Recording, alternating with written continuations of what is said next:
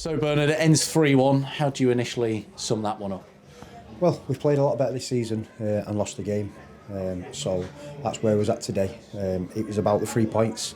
Banana skin, playing a side there that are rock bottom, but clearly didn't look that at times out there. They play some good stuff. They come with a game plan. They pressed aggressively. They stopped us doing what we was good at. But we found a way to win a game, not being at our best. That's sometimes the most important thing, isn't it? Sometimes it's not all about the scoreline. Most of the time it's about the result, and I think gradually we grew into that game. Yeah, I think if you look back 2 weeks ago against Buxton, when we were walking off the pitch and everybody was saying how well we played, but we lost 2-0. Really frustrating as a manager to hear that. We know when we've played well, and we know when we've not. And today wasn't that we didn't play well. We just wasn't at our best. We wasn't fluent. We gave the ball away cheaply, but we've scored 3 goals for only the second time this season. So that's a massive positive. Jordan getting on the team sheet, Brad Roscoe, Lewis Maynard. We looked dangerous in both boxes. We defended our box well and we attacked their box really well and was rewarded with 2 goals. So positives to come out of it, but the main thing is the result and the 3 points. Is that the most pleasing thing? The fact that we were so ruthless at times. We've placed teams where they've had 2 or 3 chances. They take all 2 or 3 chances, and that's ultimately what probably we oversaw today. I think that's the difference, Jake. I think the difference is if sides are clinical in front of goal, there may be only 1 or 2 moments in 96 minutes of football, and if the good sides take them, we fell on the wrong side at this season where we've created good chances and not took them, and hence the reason we found ourselves in the bottom 4 for the duration of the first 16, 17 games. But we've learned, we've been given that platform to try and get better, which is a massive thing in football these days. We appreciate that. We've made a couple of changes. We've not so much changed who we are and what we are. We've just sort of cut the mistakes out, which kept conceding goals and kept gifting the opposition goals. And like you say, going up the other end, we're now starting to take our chances, and that's 3 unbeaten. 7 points out of our last 9. We've just got to continue to believe and build on that, and hopefully, we can get ourselves out of that bottom 4. Defensively, really sound. I felt today. I didn't really feel that Rushall landed a glove on us, so to speak. I felt that the likes of Ollie Forney, Rick Smith, Brad Roscoe, Lewis Maynard, the list goes on, were never really unscathed by the challenge that they faced today.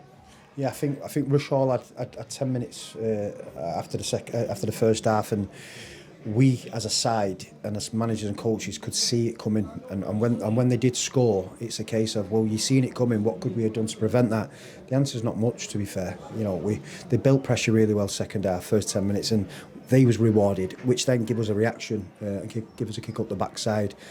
We made a couple of changes. We tweaked the formation, and 5-10 minutes later, we get ourselves back in front, and then, we had a third from a very good set piece, and was unlucky not to maybe go on and score 4 or 5. But like I say, allude to the fact that it's a case of 3 points. We're 3 unbeaten. It's fine margins, and we just got to keep believing and keep trying to get better. Well, one way we can get better, we've brought in a new face in Lucas Weaver, who obviously lit the stage alight at Bamber Bridge during his time there. Just a word on what else the fans can probably expect from him. Yeah, I think for us, Altrincham are renowned for being a good footballing side, and he ultimately is an Altrincham player. They've loaned him out to get games at Bamber Bridge. He's executed that. We then have obviously been watching him, and we believe that he can affect and make an impact with us. So Lucas will be treated exactly as everybody else at the football club. You get your shirt, you perform, you keep it. And we're not daft. We're under no illusions that if Lucas comes in and adds quality to us and scores goals, then we're going to have Altrincham kicking the door down and asking for him back. So it's important that we get the best out of him while he's a Radcliffe player. And if so, and does really well and goes back to Altrincham, then we're looking after the next one. And finally, another 900 plus through the turnstiles today. The support's invaluable, isn't it, at times?